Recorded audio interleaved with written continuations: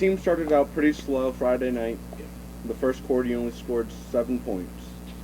What happened during halftime that made you guys turn it around and you scored 28 points within about 10 minutes and 40 seconds? You know what I love about this team is that it honestly, as a coach, you can talk to these guys and I think they understand. We weren't saying anything as coaches that they didn't know. That we were making some mistakes. We weren't finishing drives. We were giving them third downs by jumping off sides. We were causing our own heartache, and I think everybody kind of got that. So it didn't take much for us, to really kind of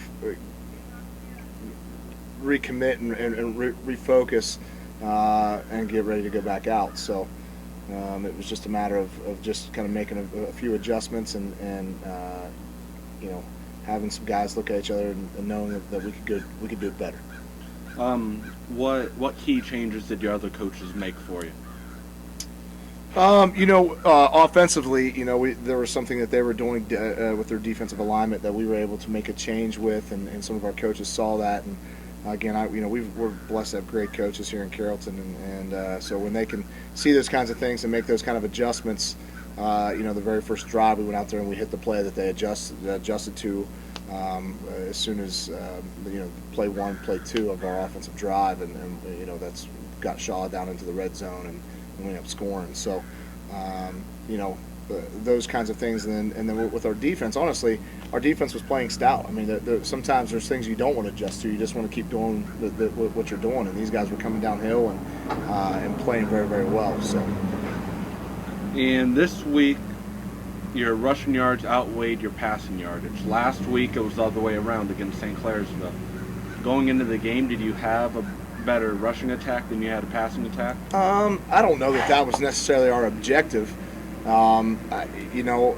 There were just some things we believed that we could do, and it rained a little bit, and there were some other things going on, and we were never in a position where we really needed to throw the ball, I guess, and so I guess when you look at some of the athletes that we have, like Jacob and Brenton Miller and Shaw and Jose Diaz, and we can get the ball in their hands and let them run the ball. There's really no reason to put up in the air unless you have to.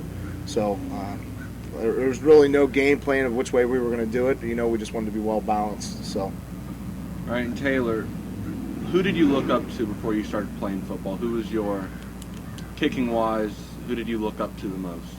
My father. Was he a kicker in high school? No, he played for Ohio State. He helped you a lot, or who helped you kicking wise? Ben Knox was a huge part in helping me. He started me out, and he's helped me along the way. And my grandpa, he helped me quite a lot. So. Grandpa's always around. He is. She's got a good one there. All right, and Jacob, game 1 you had 1 reception for 8 yards. Against Edison, you had 3 receptions for 52 yards, and you added 2 touchdowns to it.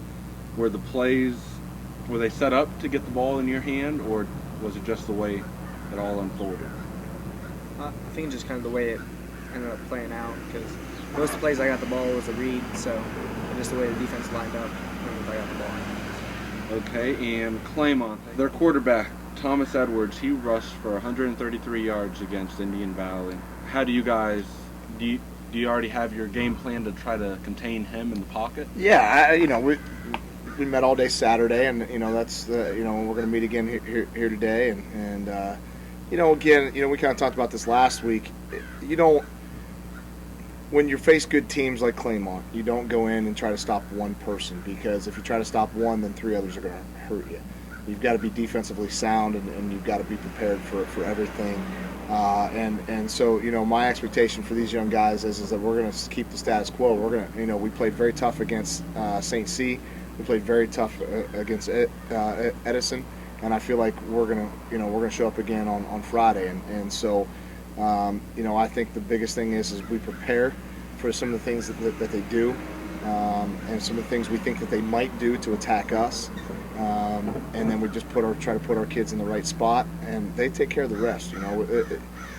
Doing some of the things that we did last week as far as shutting a good team out has nothing to do but with us as coaches. That once the game plan is set, it's about their effort and that goes on these guys. You know, these kids played their tails off, and shutouts don't happen. You know, that all the time. Those are those rarities, and those are those special things that you get excited about. And again, I look at our defense and I look at the kids that are playing it, and I couldn't have asked for more tenacity, better effort, kids flying around. It was just it's what you look for. So we're gonna do what we do. All right, thank you guys.